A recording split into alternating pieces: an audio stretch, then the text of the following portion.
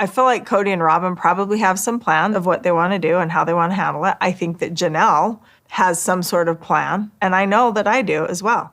And none of us are talking to each other because none of us trust each other. What happens when the cameras stop rolling, but the truth keeps recording when the perfect marriage begins to rot from the inside and the last loyal wives decide silence is no longer survival, but surrender?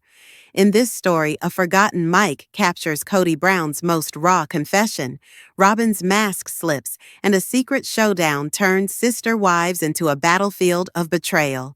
This isn't just drama, it's the unraveling of a dynasty built on denial. The house was supposed to be quiet, filming head-wrapped.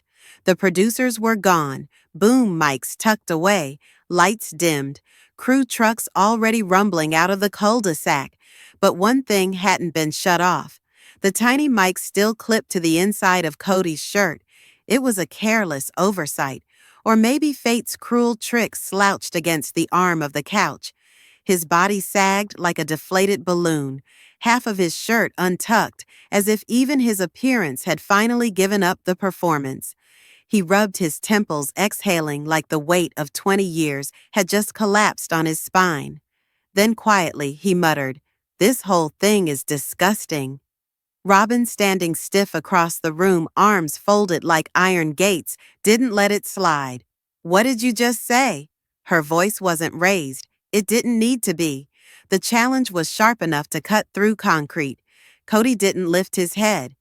"The way we function," he said slowly, like spitting out poison.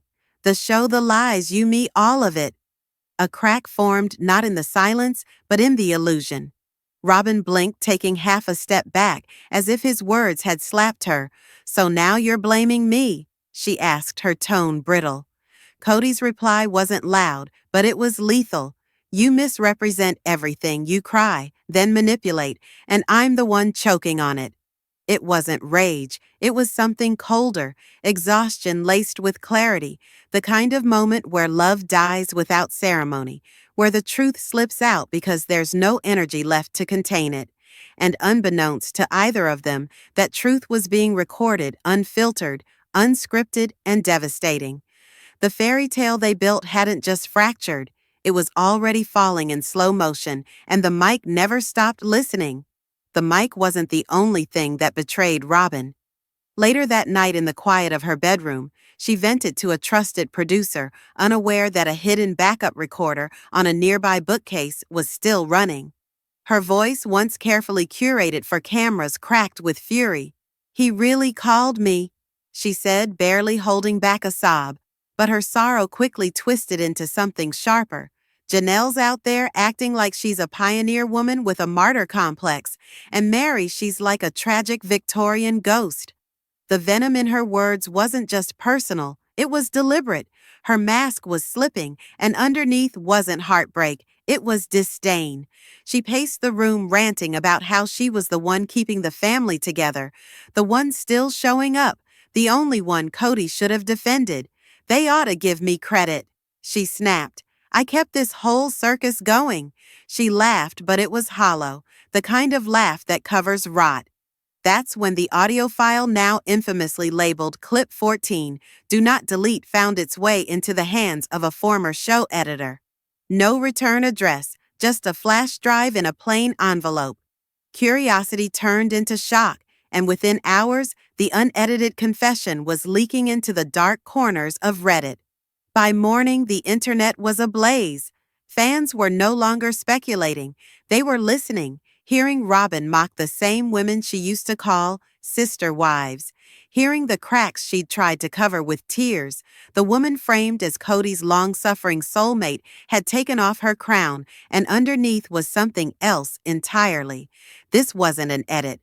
This was real, and once heard, it couldn't be unheard. In a single night, the balance of power shifted. The audience wasn't watching Robyn anymore. They were dissecting her. Janelle didn't need the full clip to know what it meant. She had lived it, but hearing Robyn call her a martyr with a complex that hit different. Not because it was wrong, but because it was exactly what Robyn would say when she thought no one was watching, alone in her kitchen. Fingers trembling, Janelle pressed play again. Her laughter wasn't amusement, it was release. The confirmation that years of gut instinct weren't paranoia, they were prophecy. She had watched Kody unravel for years, watched Robyn rise in his orbit while the rest of them were left to orbit the wreckage. But this proved it was never about love. It was about control, and even Robyn the chosen one was no longer immune to Kody's disgust. Across the state line, Christine's call came through. No preamble, just emotion. "Have you heard it?" And Janelle knew they were finally on the same page. For years, they both made sacrifices, some silent, some public, but always hoping the family could hold. That loyalty meant something, but now the illusion was dead. Christine was done pretending, done excusing, done watching Robyn cry on cue while manipulating behind. The scenes, the mask had slipped, and underneath they saw the same thing, a woman who was never really one of them, just someone who played the part long enough to consolidate power. Meanwhile, in Parowan, Meri stared at a printout of the transcript like it was a gravestone. Robyn's words weren't just cruel, they were final. For years, Meri had held on to slivers of hope that if she stayed long enough, loyal enough, she'd be seen again. But hearing herself described as a tragic Victorian ghost wasn't just humiliation, it was erasure. And something in her broke not with drama, but with clarity. Meri didn't need a family that wrote her out behind closed doors. She needed to finally walk through one. No one expected the fallout to go public, but it did, and it hit the internet like a detonation. The leaked audio, raw and damning, was posted anonymously, but circulated faster than any sanctioned TLC teaser ever had. Reddit threads erupted. Instagram reels looped Kody's hoarse voice, calling Robyn ick, spliced against footage of her wiping away tears on camera. What had once been carefully curated drama was now something more dangerous. Truth unscripted, and the fans, they weren't just consuming. They were connecting dots, sharing timestamps, dragging Robyn in comment sections with a rage that felt almost personal. The mask had slipped, and no amount of PR gloss could reattach it. Inside TLC's boardroom, chaos brewed. Legal teams whispered about NDAs and breach clauses, but producers saw something else. A ratings goldmine. This wasn't a scandal, it was a pivot. One executive muttered, "We don't need a script anymore, this is the story." Meanwhile, behind the scenes, a former editor admitted he'd been the one to leak it. Quietly through a burner account, not out of revenge, out of relief. The burden of knowing too much and saying too little had finally snapped. What he uploaded wasn't just audio, it was a reckoning back in Flagstaff. Janelle's group chat with her kids lit up with links and captions. Even the younger ones, often shielded from the darkest corners of the drama, were now front-row witnesses to their parents unraveling. Gabe, usually so reserved, simply sent, "He really said it." It wasn't shock, it was validation. Years of being sidelined, dismissed, forgotten. Now they had proof, and Janelle, standing in her living room with that clip echoing through her phone, wasn't devastated. She was calm, a storm that had finally passed, not because it was over, but because the truth had finally landed where it belonged. Out in the open, Meri read the transcript 3 times.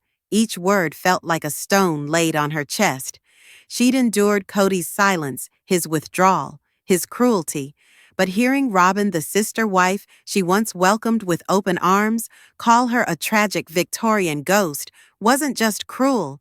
It was surgical, calculated betrayal had a voice now, and it wasn't Kody's. It was Robyn's, pitched in scorn, soaked in self-righteousness. And somehow that hurt more, because with Kody, Meri always expected abandonment.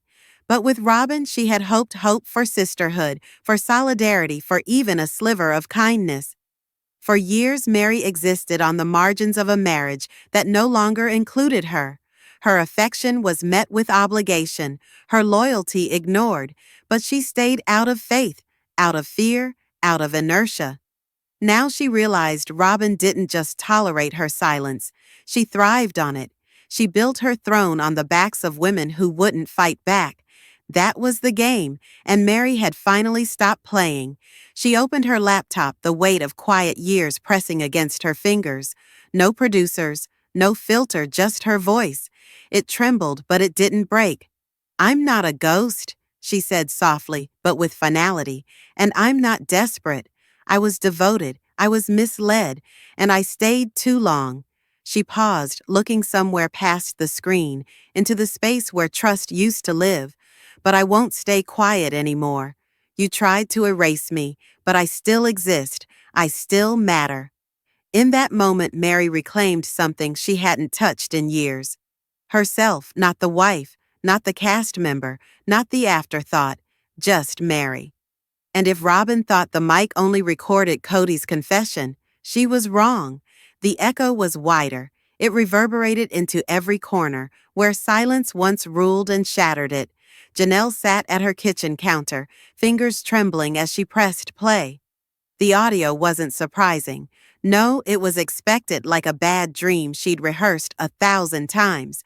But the venom in Robyn's voice still struck her like a slap. Marty or complex Robyn had mocked self-sufficient, but can't even get Kody to text her back. Janelle didn't flinch. She laughed, a small, bitter sound. Not because it was funny, but because the lie was finally out in the open, unzipped and gasping. For years, Janelle had carried the burden of being the rational one, the practical wife, the peacekeeper. She didn't play victim. She didn't demand attention. She sacrificed, adjusted, endured.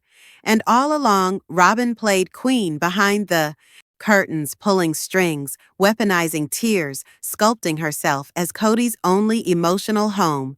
But now, the illusion had collapsed under the weight of its own arrogance. Christine's call lit up her screen. "Have you heard it?" she asked. Voice tight, Janelle whispered every word. There was no need for more. The lies, the triangulations, the years of pretending dismantled in minutes by Robyn's own mouth. And suddenly, Janelle didn't feel bitter. She felt released, as if someone had cut the final thread tying her to a false narrative. "It was never about love," she muttered to herself. "It was about control, and now even he can't stomach her." The words didn't come from malice. They came from clarity. For the first time, she wasn't analyzing Kody's moods, managing the fallout, or hoping he'd remember she existed. She was watching the tower fall from the outside, not from under the rubble, and that changed everything, because once you stop justifying someone else's mistreatment, you're no longer part of their story. You're the one writing your own. And Janelle, in that instant, picked up the pen. Meri stared out the window of her quiet B&B, the folded transcript resting beside a half-finished cup of tea. The words printed in black ink felt heavier than anything Kody had ever said to her face. Tragic Victorian ghost. That wasn't just insult. It was annihilation. She'd heard cruelty before from Kody, from fans, even from herself in the mirror on lonely nights. But hearing it from Robyn, the one she had once defended, that tore something irreparable. Her breath caught not from heartbreak, but from something sharper awakening, because beneath the grief there was fury, not theatrical rage, not a public meltdown, but a low, simmering burn.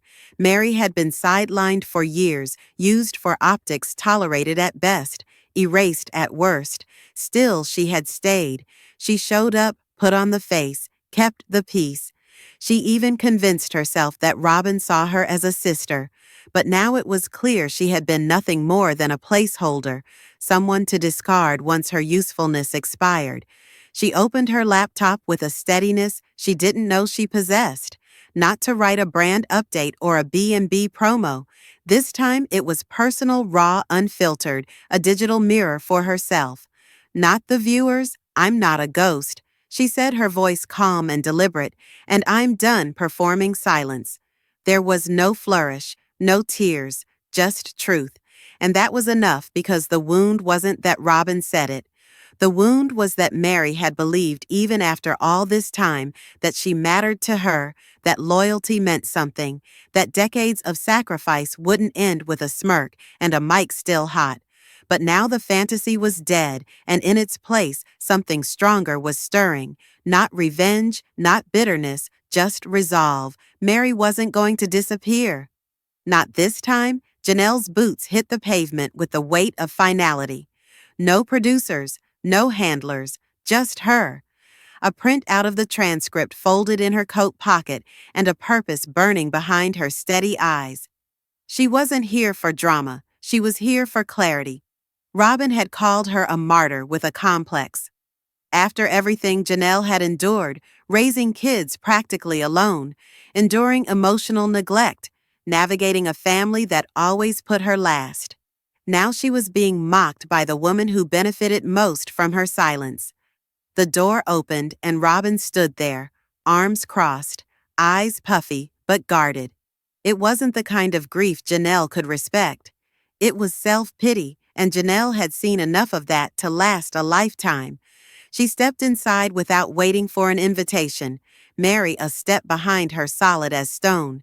They didn't speak until they were seated at the same wooden table that once held holiday meals and family meetings. Only now it was a battleground. Janelle's voice cut through the silence with surgical precision. You don't get to cry and play the victim while ridiculing the women who built this family. Robyn flinched. Meri followed her voice, trembling but firm. You called me desperate. You thought I wouldn't find out. Say it to my face now.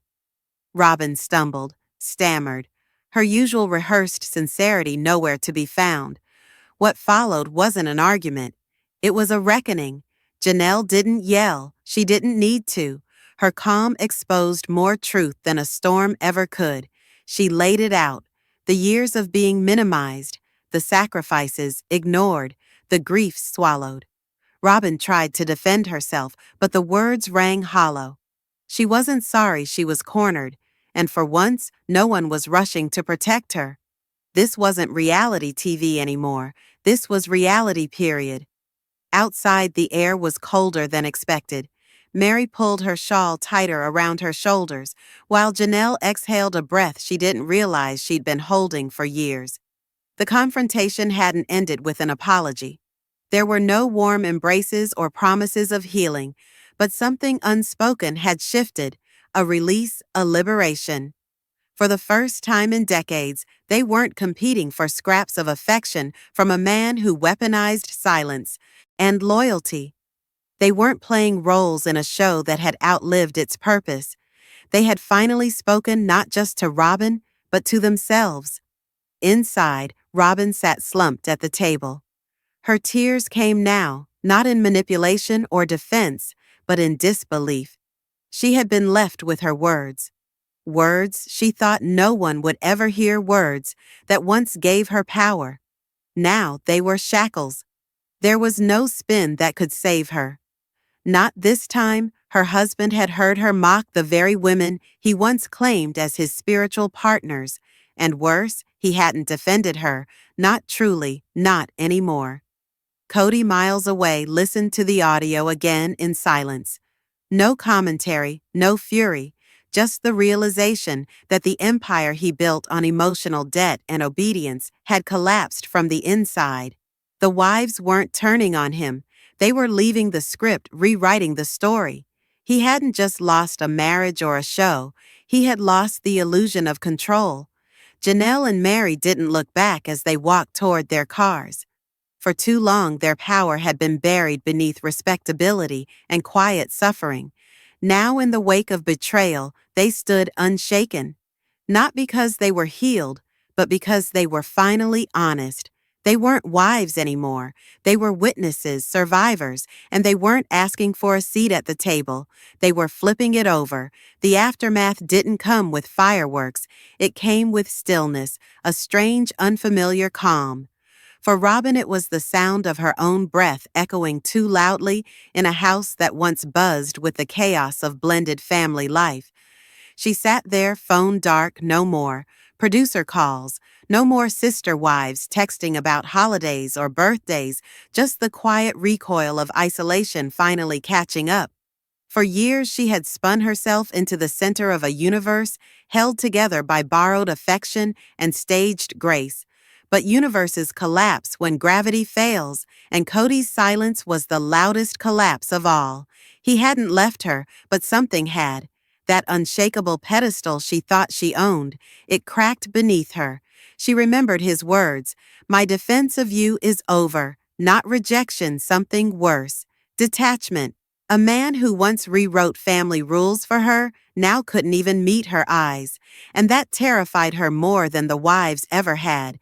Meri returned to her bed and breakfast in heroin, not triumphant, not even relieved, just changed. She poured tea that went cold, but this time she didn't wait for someone to drink it with her. She drank it herself. Janelle went home to a different kind of silence. Not the bitter kind, the kind that comes when you're finally alone with your choices and don't regret them. Her kids texted her memes. She laughed out loud. It was simple, but it was enough online. The clip continued to spread, Reddit, Instagram, YouTube. But for the women who lived it, virality was irrelevant. The real power wasn't in the leak. It was in what happened after. They didn't just expose Robyn. They reclaimed their voices. Kody didn't just lose control. He finally saw what control had cost. And somewhere in that reckoning, a new story began. Not filmed, not scripted, not sold, just lived. The truth leaked, the house cracked, and for once the women didn't break, they broke free. If you felt that shift, if you've watched these women be rewritten by someone else's script for too long, then hit that like button, drop your thoughts in the comments, and make sure to subscribe for more untold chapters and emotional deep dives, where we don't just spill tea, we rewrite the narrative.